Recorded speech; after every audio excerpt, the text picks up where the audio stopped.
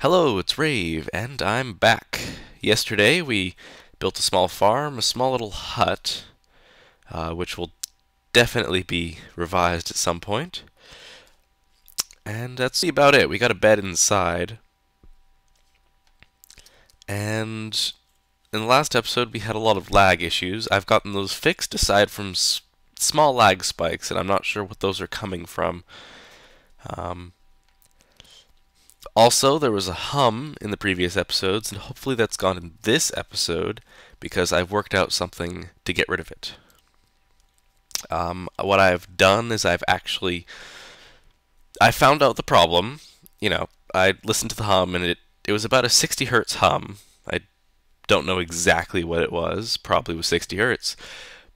And the only thing that I know that produces 60 hertz is AC current. And the only direct source of that is the wall. So I tested out a few things, and unplugging my computer resulted in the hum to go away. However, unplugging the computer also completely reduces the performance. So I wouldn't be able to do that. The next option was to find something to ground my computer, because my computer, as I found out, doesn't have a ground. So I was thinking, well, I could hook it up to USB, but I'm using both my USB ports, one for a mouse and one for the microphone. And so the USB was out of the question. I hooked it into Ethernet. That reduced the hum a little bit, but it was still there. And so I wanted to get rid of it completely. Apparently the Ethernet doesn't have as good of a ground, plus it's running through a really long system to get to the ground. And then I finally decided on VGA because I had an old IBM ThinkPad and an old MacBook charger. Now, if you can see where this is coming from, I'm completely surprised. Maybe not, but what I did is I took off the VGA port from the IBM ThinkPad, and it's completely disassembled. It's only really the circuit board and the corpse of the thing itself. So that's that. And I took that off, and I then took the Mac charger and I hooked up to the negative end. Also, is it getting dark? Yes, it is. I shall be going inside then. What? It's not getting dark? I really need a clock, don't I?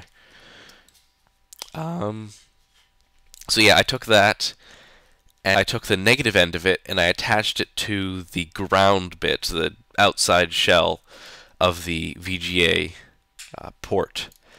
And then I took a VGA cable and hooked it into my VGA port onto my laptop. And that solved the problem. And where else is the wood? There it is. And so hopefully that solves the buzzing issue, which maybe you didn't notice, maybe you did. I don't know. I did, so I wanted to get rid of it. Like my audio quality to be good. It doesn't have to be perfect, but I like it to be good. A lot of saplings from this tree. And it should be decaying now. And it is getting dark now, so I'll be heading back, taking myself a little nap, and waking up in the morning. But I do really need a clock. Yeah, because I think Optifine messes around with the settings a little bit. I may have done that myself in Optifine, but where it'll make it so if I go under this tree or something, the sky will get darker. Yeah. So that's that. That's growing. I still have the other wheat farm over there, but I think I'm going to go caving to get some basic supplies, and I might record that. And there are a lot of pigs around. I've already gotten pork, and none of the wheat has grown. Oh well. Also chickens. Got any eggs for me? Yes, no, maybe. It's a lot of chickens.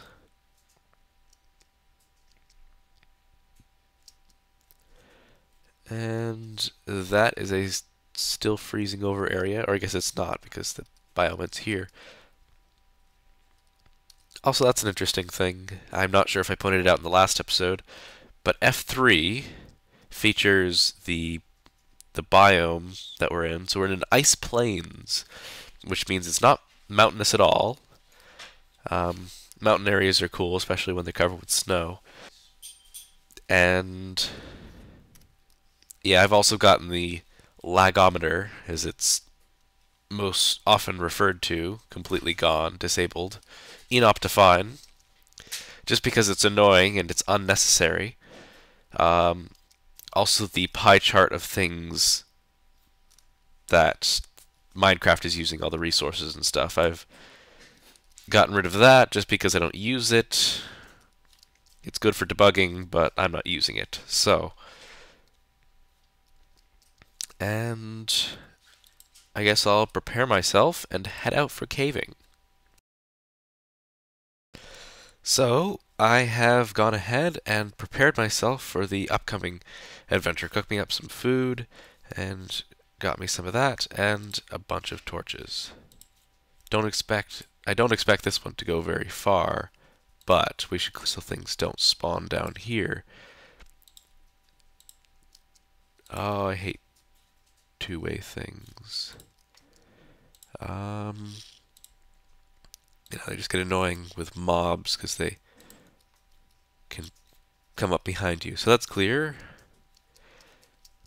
Bunch of iron in there. It's good. And I've just noticed my sound's off. Turn you up. I'll turn you to here. And back at the surface. And greeted very nicely with a creepy noise. And is this just a small little thing? Yes, it is. Well, I'll grab the resources and be back. So, that cave has been completed, and I got 3 iron and 17 coal from that. Next up is the larger area over here, with the cave at the bottom. And we'll see exactly what kind of goods this one can produce. Just light up the area. Using a lot of torches here. But as long as I don't go into too deep of a cave, like that. That was a very, very small cave. So, but it had more iron than the other one. So, I find this a good cave. And just because ooh, more iron. That would have been bad to miss. So, I'm not going to go ahead and make iron and a suit of iron because, that's just unnecessary at this point. Get me some extra cobblestone and check for other caves. No other caves. Now it's lit enough. And grab this coal. So, we got some more coal from that. Got a nice amount now. More than we had charcoal even. And it's getting nighttime, so I need to head back. And might as well sprint, because we have it. And oh. That would be a problem. Apologize about that. Well, that was cheap. I was wondering why I was seeing absolutely no mobs whatsoever.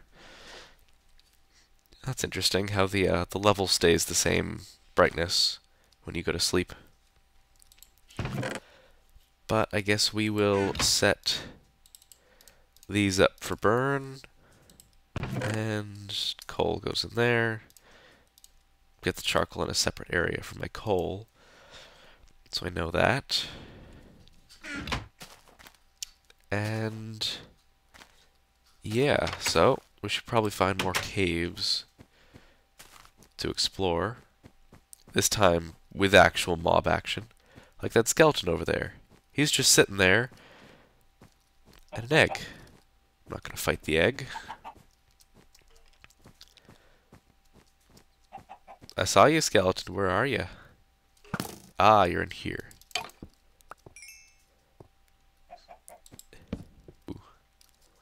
This almost looks like a ravine. It's got mushrooms down there. It's good. But I'd like to set up more get more torches before I do that. And that's one that I'm gonna have to dig into, so, or place box to get into. This one looks a little bit better, except it's not a cave. It's a hole in the ground. And whoa, that one, however, is most certainly a cave. And I believe it has lava at the bottom. Either that or an abandoned mine. And I can't tell, because it's just the light. And I should also really make a compass, so I don't get myself lost. In this place, over in here. Yes, looks like a nice place I can dig into. Well, it was completely useless. Oh, no, it continues. And no, it doesn't. That's what I get for getting my hopes up. And let's see. Just if there's anything interesting up here. Oop, I am now going away from where my home is. So, run back over here and head back to my home. So on my way back, I found another cave. This place seems to be riddled with them. So, we'll check this one out. And nothing. It seems we found this, which at first glance appears to be an above-ground ravine. Well, semi-above ground. But it looks like it dips down and reveals itself into a cave. So, we'll check. Oh, creeper. Creeper. Die, creeper. And that wasn't too hard. As long as there aren't more of them. Because I don't have any armor on me. And run over, light the other side up. And then grab what it holds. I believe I saw iron in the ceiling back there.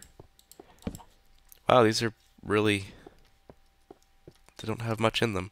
Yep, iron in the ceiling. And I'll clean this place out and be back. So, found my way back, and this is my haul. 8 iron and 54 coal. Good amount. And I can then stick in this iron, grab one of these bits of coal, and drop that in there, and cook that up. And that should be good. So, I found myself another cave entrance, and I'm gonna dip into it. Oh my, that's a dungeon. I'm not going to dip into it. Never mind. Never mind. I was kidding. I was kidding. I'm going to prepare myself more for this because I am not ready right this second. Mainly I need torches. It's really all I need. And a good sword, which I happen to have, so take that, get some more torch. Oh, I had a full stack under there. Well, oh well. Still deposit stuff that I don't need. Deposit a good amount of these torches. No, not those. I want those. Bones, arrows, wheat, seeds. I'll plant those later. Unneeded stuff. But yeah, we have a spawner really close to home, which is good, because that means we'll have an XP generator. Um, it'll be nice and close. So, what kind of the spawner is it? Zombie. You're not gonna have time to spin up. Aha. Conquered. That was too easy. That was really easy. Well, let's check what we got in our chests. After we get rid of this gravel, light that up so nothing spawns. That would be annoying if something spawned up there. Iron. At this stage, it's very nice to get iron. Cocoa beans. I might wait until I can plant those. Supposedly that's going to be a future update. Cocoa beans, iron, string, and 2 saddles. So that's good. Plus, probably around 50 mossy cobblestone. It's usually somewhere between like 40 and 50, so that should be good. And we have a nice option for a XP farm, which I will most certainly be using. Well, that was a good find. I guess I'll just take these chests, so I don't have to take them later. Plus I get extra chests. And I'll get the coal that's over there. And I'll be back. And boom, I'm back. 14 coal. Not amazing, but you know, hey, it's resources. Need them for now. And seems we have plains over there. Hello, chicken. I believe I have enough eggs I can just kill you now. Got all your experience. And another cave. And another cave. Nope, the same cave. Still gonna light this area of it up. Huh. This is interesting. I don't believe it goes anywhere. It just ends. Well, that's not very nice. And that's just where I was. Oh my. There's a nice place. There's a nice, deep, dark place. Well, I'm not going to go there right now. I see no sense in marking it. It's kind of its own marker. Yeah. But I will... Ooh, it does go somewhere. Just over here. Maybe I'll explore this bit. Hate the snow because it makes you think there's something there. Because, depending on how it breaks, it almost looks as if it's a player tag or a player name tag. So it gets really confusing sometimes. Set that there. And coal in the wall. If this was an adventure map, that would most certainly be a trap. You know, having something obviously tempting in a very obvious place indented into the wall as to fit a trap, because maybe the map maker wasn't good at making compact stuff. Also, on the note of map making, I have a couple map ideas that I'm currently thinking of. One of them I'm kind of I'm working on it. It's not something that's actually going to be anywhere close to being in a releasable state right now. It's just ideas as of this point, just to see if I can actually do something of that scale. And if I can, then good. If not, it'll never see the outside world. It'll just stay in a folder somewhere and inevitably get deleted. Because that's just what happens to things. So, I have a bunch of farms that I can now work on. Well, I guess... Ooh, wheat is grown. I'll do this. But once I get enough seeds and such, I can start to make a larger wheat farm, and eventually I'll find the need to make it really large, and we might get something semi-automated. That would turn out cool.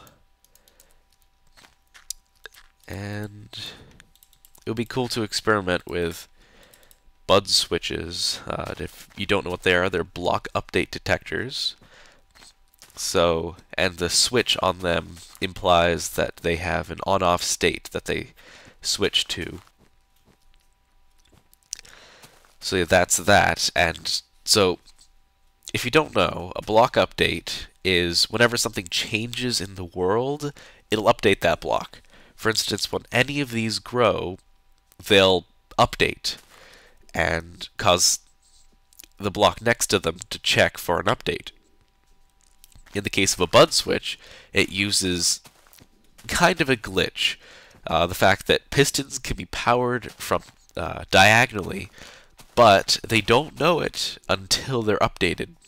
Which means that if you set it up properly, you can take one of them and you can sense the updates, and then you can reset the piston, so it is then ready to take another input. And so yeah, these will update. Placing a block or removing a block will update. Redstone, since it changes state, updates. That's one of the main things of redstone, is it updates anything. It, it changes, plus it also powers blocks, and if those blocks are powered, then it'll update the one next to it, etc., etc. Leaf decay, that's destruction of a block.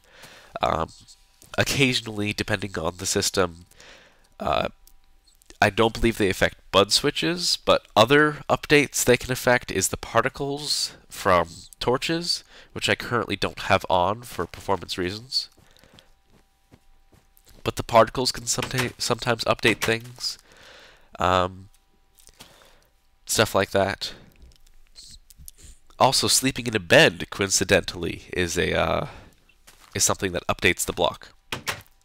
So you can hook one of them up to a bed in a custom map and rig up a trap. And I believe I've seen systems like that. They turn out pretty interesting. They can also detect opening of doors, stuff like that. And I myself came up with my own original idea for a bud switch. It doesn't work the same way. It also doesn't work reliably, because redstone, when it burns out, the torch, when a block is placed or it is updated, it will turn back on. Now I had it set up in a fashion where it flicks on and off and then burns out, and the flicking on and off is then taken into a repeater set to a specific delay, enough to make it so it produces a solid signal when it's doing that. However, the way Minecraft is set up is it checks everything, or at least redstone it checks, and if it can be updated, it will update the redstone to make sure that it's correct, because otherwise you may get glitches and the redstone isn't activated properly. One of those things is, or was, I'm not sure if it still does this, but when they introduced fences, the fence gates, when they introduced the fact that they could be turned on and off by redstone, they were then added to the list of things that could be activated and closed during an update if they weren't powered. So that led to... Sorry about that. The recording seemed to have stopped. But yeah, it led to them being closed randomly. Which, in the case of a burnt-out torch, would activate the torch randomly, and it would be completely random.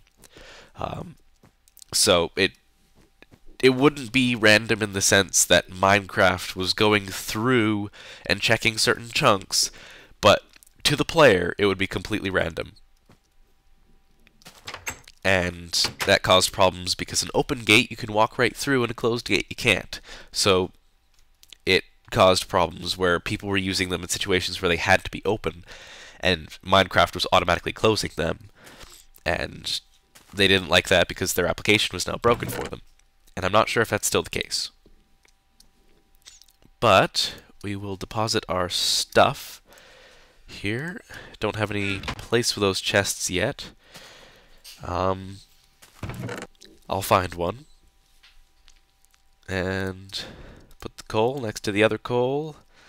Got my stacks of meat. Get the feathers, put them in there. Already put my eggs in. Cocoa beans. I'll be saving these because they only produce cookies, which right now aren't particularly good. So, I mean, they heal, what is it, like half a bone thingy, and these things heal a lot more. But the point is that I'm going to keep these until they have a further application, possibly planting, so I can get more of them. Maybe chocolate cake or something, and because it has chocolate in it, it gives you a, I don't know, a speed boost.